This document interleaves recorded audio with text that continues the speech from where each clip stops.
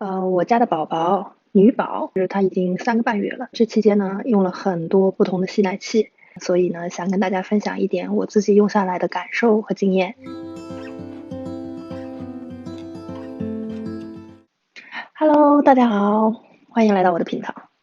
今天我来给大家介绍一下我最近在使用的不同的吸奶器。我家的宝宝女宝，就是她已经3个半月了。这期间呢，用了很多不同的吸奶器，所以呢，想跟大家分享一点我自己用下来的感受和经验。视频呢完全没有任何的广告的支持，所以大家不用担心我是不是要给哪一家的吸奶器做广告啊，或者是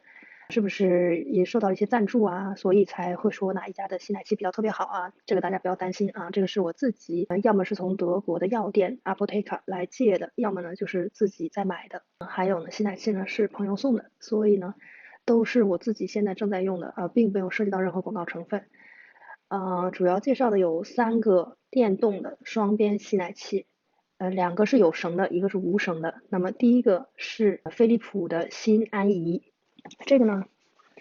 是我的一个好朋友送给我的吸奶器，飞利浦的电动双边的新安怡，型号我会等一下放在下面的 info box 里面。它是一个比较大的包装，防水的，里面有2个奶杯，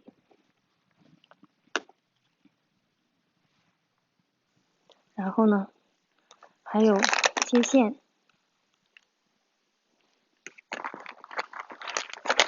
这是机器，上安一、新安一，哎，拿反了。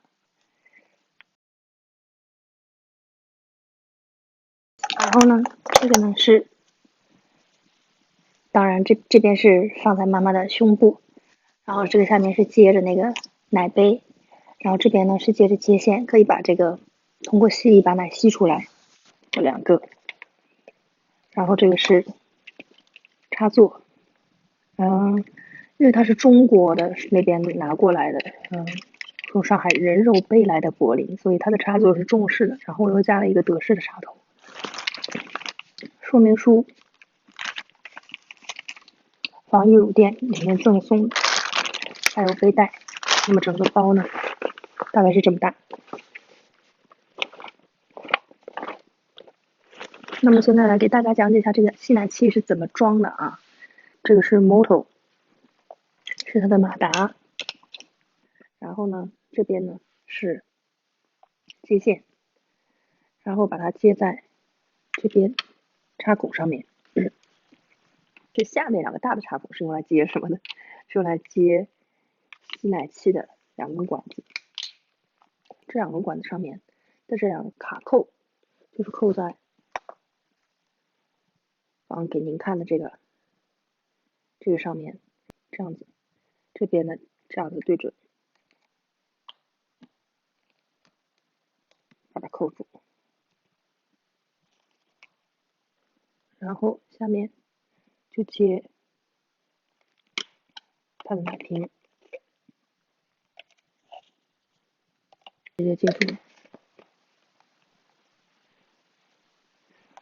所以呢，是个这样子的，接好了之后呢，就可以开始吸奶了。那么吸奶是怎样的呢？就是把这个开口拔掉，它上面有一个橡胶圈，上面这个橡胶圈呢，把它垫在这个吸奶器的奶杯上面。它通过吸奶的时候，这个橡胶圈这里都是软的，这个会通过这个上面的吸力，它会动，相当于按摩你的乳房，然后就把它这个奶吸出去了。然后呢，这个上面是怎么样子的呢？它这个奶从这里吸过来之后呢，这些都是可以拆开来的。这个上面有一个，也是一个橡胶圈，它这个奶呢到这里之后呢，因为橡胶圈在这里，所以它只能往下面流，流到这个里面。这个呢，慢慢，因为有吸力的关系，它会一动，然后它就从这里流到杯子里面。所以这些所有的部分都是可拆卸的，拆卸好之后，要把它清洗干净，然后最好是煮3到5分钟，或者是用微波炉加热5分钟，放在那个特殊的微波的steamer， 就是蒸汽加热器里面。然后所有的这些部分呢，不需要每一次都清洗，但是最好是每一天能够加热清洗一次，或者是煮一次，做到消毒的作用。然后这个吸奶器呢，它这个奶嘴呢，吸好奶之后，直接可以从瓶子这里装上，然后就可以给宝宝喝了。它这个奶嘴是这种比较大的孔的奶嘴，属于新生儿几乎不吸，它就会自己流出来。那这个吸奶器呢，我几乎只用了一只手数得出来的次数。为什么呢？因为我的奶水是有剩余的，所以用到吸奶器的频率相对来说比较高。然后一开始的时候，宝宝没有喝那么多的时候，就会经常胀奶，所以要用吸奶器吸奶。心安仪呢有2个档次，一个是按摩，一个是吸奶。然后呢，心安仪呢还有一个叫做刺激模式。刺激模式的话呢，就是说它比较用力一点，比较容易让妈妈产生奶阵。这个刺激模式呢，我是真的用不了，这个太疼了。这个就是它有很多档嘛，那么我用的是最小档1档的吸力，但是还是会觉得刺激模式稍微有点太刺激了。这也是我朋友当时送给我的时候，他也有说他试过一次，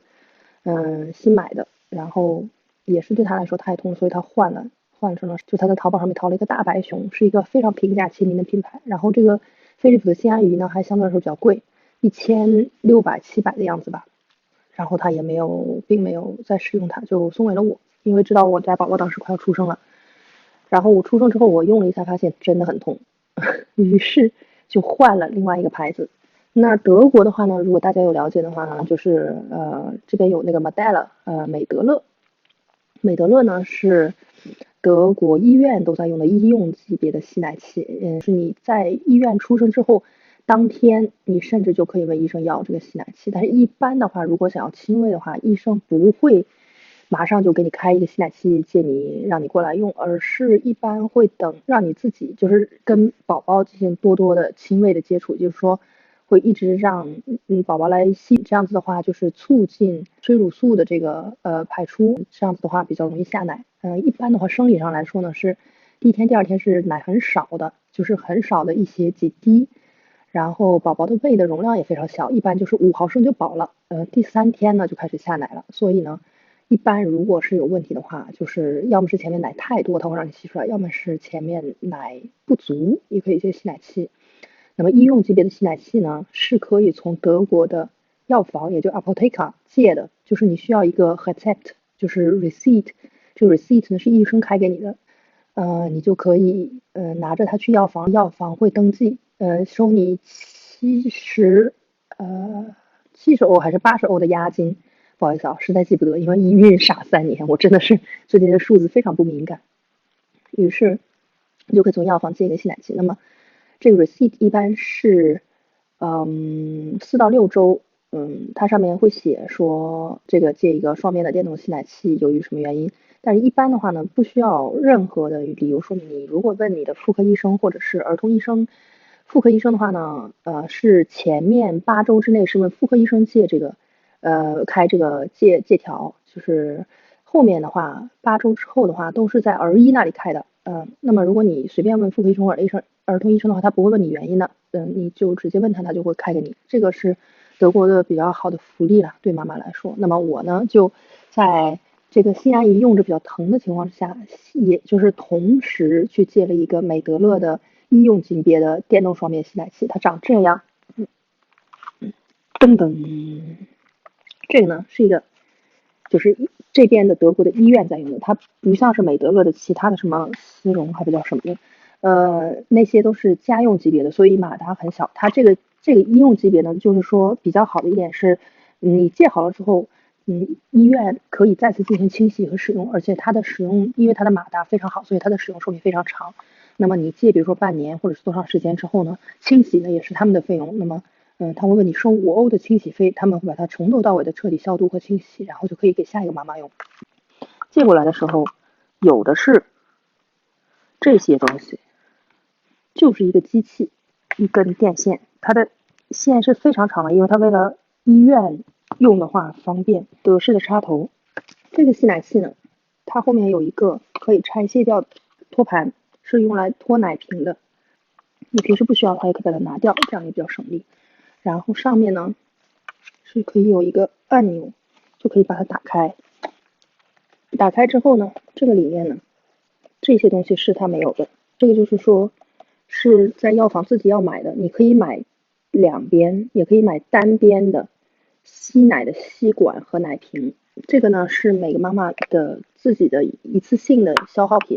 所以呢是要自己买。那么这个机器是人家可以回收并且消毒，可以再次使用的。因为这个机器不接触到奶水，所以才可以这样子。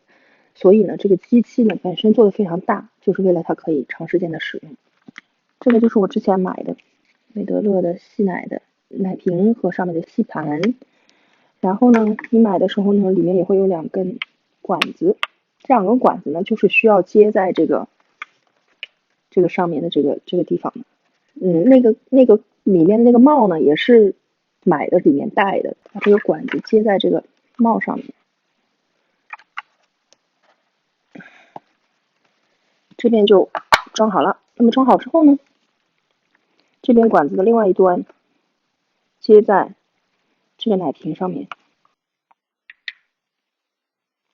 这是其中第一部分。那么整个拆开来，这个奶瓶是怎样的呢？第一，它是一个美德乐的奶瓶，然后这根管子如果拔掉的话，这个吸杯可以拿下来，然后这个里面有一个垫子。那么它的原理是什么呢？就是说，你这个垫子扣在上面之后，这个垫子的这一边接通这个管子的地方，靠着这个大的机器给一个吸力，它会让这个垫子动，这个垫子会传达这个吸力给另外一边，因为它下面呢这里呢也是有空隙的，所以这个吸力过来之后，就会开始给你的乳房一个吸力，这个吸力会让奶从这边放进去流进去了之后呢，直接从这边再流下来。它的这个上面是没有像心安仪一样是没有那个胶垫的，当然你也可以买有胶垫的型号，那个型号的话呢就是会是稍微贵一点。那么这个没有胶垫的话呢，稍微有点痛用起来，但是这个机器本身使用起来的舒适度，我个人的感觉是要比心安仪好的。这个美德乐呢，我用到现在用了3个月吧。就前面半个月的时候，因为在月子当中嘛，所以一开始的时候没有出门，所以一开始的时候是没有用这个美德乐啊。然后后面大概坐月子坐到一半，觉得好像不太行，所以又去借了这个，那后一直用到现在。这个呢是用的频率大概是每天1次左右的样子。机器暂且不谈啊，机器比较大，这个是其中之一的缺点，但是优点真的是机器用起来比较舒服，而且它这个机器的耐用性比较好，它有2个档次。美德乐呢有非常多的档，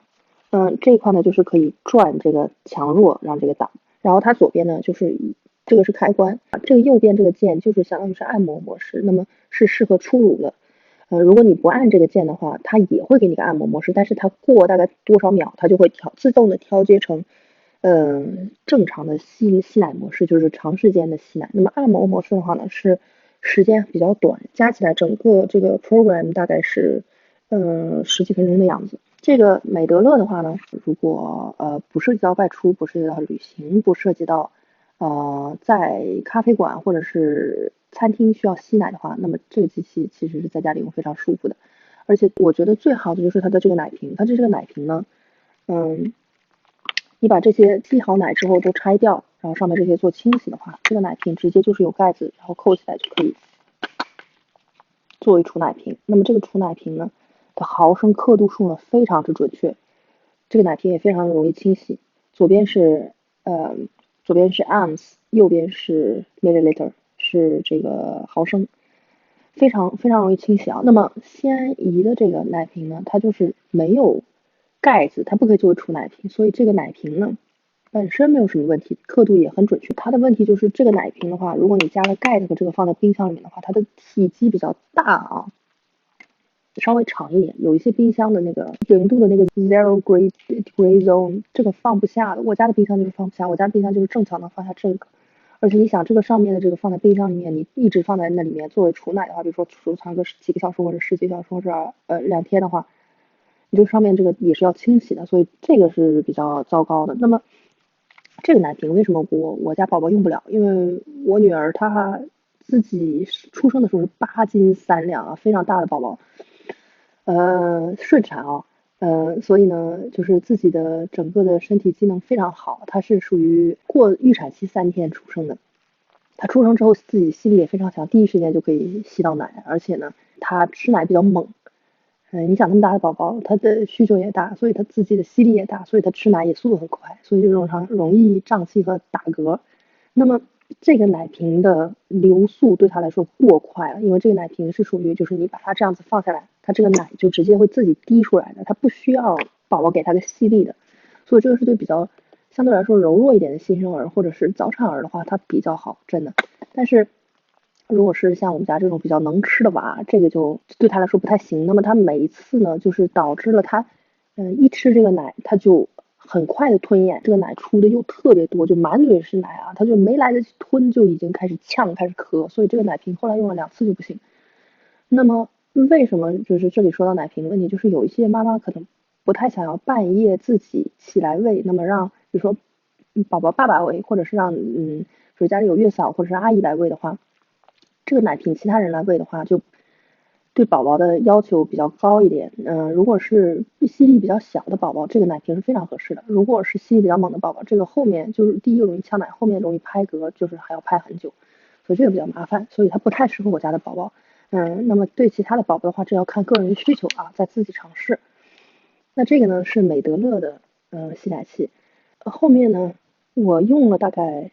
2个月之后，决定再买一个新的吸奶器。为什么呢？因为这个美德乐的吸奶器当时是在家用的特别爽，但是要出门这个东西就太大了，它没有办法带啊。我可以给你们看一下这个美德乐的吸奶器的箱子是怎么装过来的，是相当可怕。这个是当时美德乐装过来的箱子，非常大而且非常重。这个箱子呢，两面卡扣，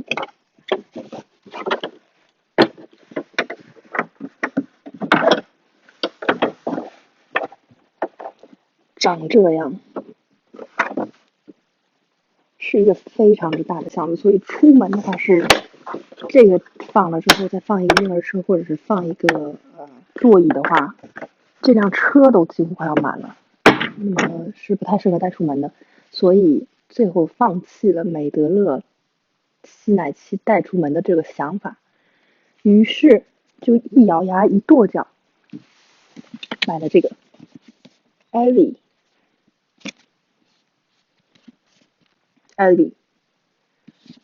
呢，下面有写啊 ，Silent Wearable Breast Pump，这里 fits in your bra and your life。这个是广告语啊，但是我确实不得不说，这个讲的还挺实惠的，因为呢，Ivy 为什么买它？主打的就是它无绳，前面2款都是有绳，有绳就是指这个比较长的这个，也就是说你拿着吸奶器，这边有2根绳子，如果没有那个哺乳文胸的话，就是可以放奶瓶的这种bra 的话，那么你这边2边要抓2个这个东西在胸前，所以是有绳的，双手完全没有办法动，而且要自己控制非常好，要对好。那么我当中已经发生过大概2、3次，就是因为有一边可能没有按的太紧的关系，就导致漏奶或者是手痛，因为你一直对的好要按着的话，你的手的角度什么都不能动的，所以当中没有办法喝茶，当中不能刷什么视频啊，或者是 news 啊，没有办法，除非你是听音乐，不然的话你是动不了。从这个上面也可以看出来它长什么样，它是2个这样子可以放在 bra 里面的吸奶器，无绳，给大家看一下。这个是它的 motto，左边一个，右边一个。买了2个，因为也可以买单边，但是单边的话呢，就是要看哺乳妈妈喂多久。如果你想要母乳的时间比较长的话，那么其实我个人建议还是不要买单边哦，还是买双边电动吸奶器比较好，因为双边接奶，第一个速度不用 double，第二个双边吸奶器的话，它比较容易刺激奶阵，就是你每次奶阵来的时候，你不会错过一边的奶阵，所以这个的话是比较适合追奶，甚至是时间上面稍微有点要求的妈妈。那么我买双边的话，也是因为怕错过奶阵，但是一直到现在还好，luckily 奶还算比较足，所以没有什么太大的问题。那么这个东西它怎么安呢？它这个上面呢是这个设计，它的这个吸力呢是从这里出来的，这边呢有一个卡扣，也是软的橡胶的搭扣，这边呢是它的奶杯，这个搭扣呢就是它这个设计就是这有缺口，正好可以搭住它这两边的这个搭口，搭住了之后呢，这个杯推进去，这是上半部分，下半部分呢是它有一个小的瓶子，这个瓶子呢上面这里如果看得清楚的话，有一个黑色的一个圈圈。那么这个是什么意思呢？这个呢，这边大家看到也有一个同样的一个横线，它呢可以直接对准这个上面的这个横线，这个就是它帮你标记出来的位置啊。对准了之后，往那个点点的方向转，就卡死了。上面这里呢，它也有一个卡扣，这个瓶子呢对准下面的这个圈圈，咔哒，好了，哒的一声就搭上了，所以它是长这样。打开之后呢，它显示左右，那么我这边是 L， 这边是 R，R 是 right， 我这个就相当于说是右边。这个是开关啊，这个是可以，上面还有一个小的横线可以调节左右的。然后呢，这个呢就是可以把这个奶瓶推下来的，上面这里就是 play， 听得清楚声音吗？非常轻的还是啊？暂停，上面可以有加减，意思就是说，吸力的强弱可以调节。那这个吸奶器的好处就是说，它可以直接放在 bra 里面，也就是说你双手不需要去再把着它，存放起来也非常方便。你把这个奶吸好了之后，把它退下来，把这一块这个卡口拧下来之后，把它用去做清洁就可以了。然后呢，下面呢直接就可以盖子作为储奶瓶。这个东西的唯一一点不好就是它这上面的刻度啊，也是 ounce 和那个 cc， 这个刻度不准确，而且呢，它这个奶瓶就相当于是它里面是有 laser，激光来衡量，就是你里边已经吸进多少奶，然后这个奶瓶是不是已经满了。那这个呢，就跟你做的姿势是否前倾和后仰很有关系，因为你那个前倾的话，它那个水平面会改变，它的那个激光的衡量的地方貌似不是在正中间，所以你如果后仰的话，它可能就只觉得你是吸了20毫升奶，但是如果你前倾的话，它可能对它来说就是40毫升奶。所以呢，它这个有一点点不准确，但是对我来说，这个并不是一个非常大的问题，因为我用它吸奶的话，并不是像很多不亲喂，但是吸出来奶之后喂的妈妈，她们需要每天量是给宝宝每次吃多少的量，但是我是属于就是按需喂养的，所以吸奶多奶少对我来说都不是那么太要紧，而且我一直到现在都是奶比较多。所以就是胸稍微胀一点了，就稍微拿这个吸一点出来，它可能再需要最多1个2个小时它就醒了，然后就可以再吃了。然后如果是晚上，比如说像我最近稍微有一点小感冒，大家听声音可能稍微能听得出来，那跟宝宝现在都没有在一起睡，因为怕传给他。晚上是让我老公让宝宝的爸爸来喂的，那么他就是奶瓶喂。那我晚上的话就是又不可能一直胀奶胀到第二天，因为怕他以后再亲喂他的话，晚上还是需要奶的。如果晚上的奶一直胀着不把它吸出来的话，那么到后面身体慢慢适应了之后，夜晚就不太产那么多的奶了，那么这一顿奶就会比较麻烦，所以我晚上还是会用这个吸奶瓶把它吸出来啊。所以这个吸奶器呢，就是它吸出来多少，我其实也不是很在乎，因为反正奶也多，现在冰箱里面还有10几升的样子，所以也是够吃的，就是主要是吸出来一点点就可以了。那么有些妈妈对这个吸奶瓶的抱怨就是说，它这个吸出来的奶的吸力没有其他的大。我个人的感觉，第一有可能是这个妈妈没有吸那么长时间，第二有可能是上面的这个奶杯这个部分，它上面呢拿下来之后，你看哦，它上面是有标这个的，这个是什么意思呢？这个就是说这个是在正中间，这个的宽度是指乳头的那个宽度啊。有些人的乳头比较大一点，有些人的乳头比较小一点，所以这个它现在这个是标准尺寸是24mm的，其他的美德乐的和心安怡的都是标准尺寸，拿到手都是24毫米的那个吸奶器的那个径管的宽度。那如果有些妈妈的需求，比如说是21毫米或者是28毫米的话，这个呢都可以自己再买或者再配。然后 Elvie 里面呢是配了28毫米的奶杯的宽度的，给大家看一下。这个呢就是24的样子，这个呢就是28的，